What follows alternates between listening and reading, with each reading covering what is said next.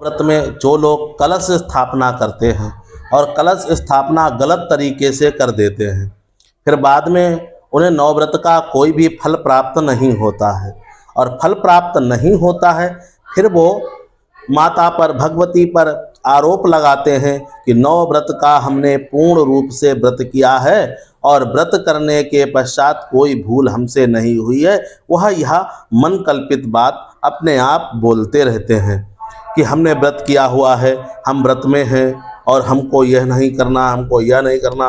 वो शारीरिक शुद्धि से ही निपत्ति नहीं पाते तो भक्ति कितने खन करेंगे। महामाया की कृपा कैसे प्राप्त होगी आप लोगों को, जब तक आपकी भक्ति, आपका मार्ग सुलभ नहीं होगा, सच्चा नहीं होगा।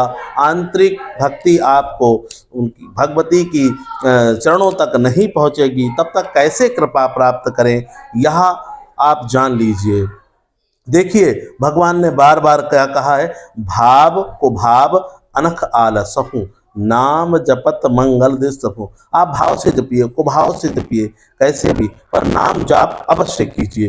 क्योंकि यह जान लीजिए कि आप कितना भी व्रत कीजिए, कितना भी हवन कीजिए, कितना भी कुछ भी कीजिए, परंतु नाम जप के अतिरिक्त और कोई साधन नहीं है अपनी बात को परमात्मा तक पहुंचाने का। यह आप जान लीजिए, गांठ मार लीजिए। कोई कुछ भी कहे, हमें उस पर विश्वास नहीं है, परंतु नाम जप यदि आप ज़्यादा से ज़्यादा करेंगे तो फिर 101% भी नहीं, 101% आपका कार्य होगा ही होगा। तो हम आपको एक कलश स्थापना की विधि बताते हैं। जो लोग कलश स्थापना तो अपने घर में कर रखी है, परंतु गलत तरीके से करते हैं तो उसका जो है साइड इफेक्ट गलत होता है। तो उसके लिए आपको हम बताते हैं आपको क्या करना है।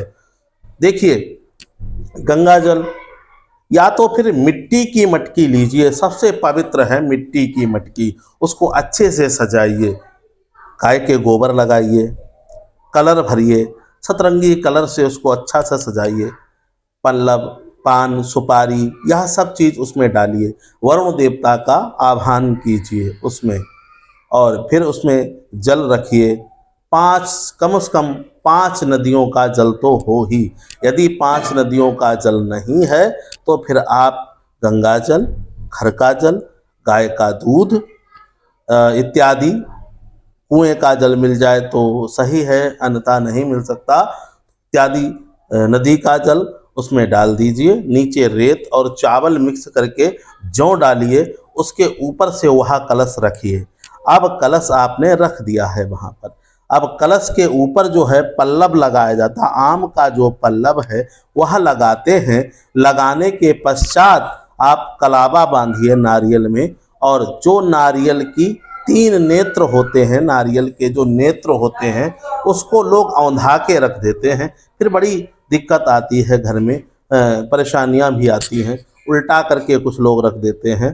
तो ऐसा आप ना करें। आपको क्या करना है, जो उसका पुच्छ भाग है नारियल का वह माता की तरफ करना है, और जो नेत्र है 3 वह अपनी तरफ करना है। जो यजमान हो वो अपनी तरफ ही उस नारियल के नेत्रों को रखे, और सिंदूर और लौंग से पूजन, मिष्टान से उनका पूजन करें।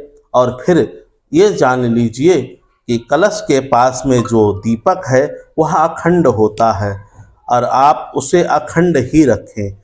अखंड का यह भी हो सकता है कि आप 9 दिन नहीं जला सकते, तो यह समझिए कि सूर्य उदय से पहले उसमें इतना तेल, घी अथवा अन्य किसी जिस प्रकार से आप जला सकें उसको जलाइए, और फिर वह जो है सूर्य अस्त तक जलता ही रहे।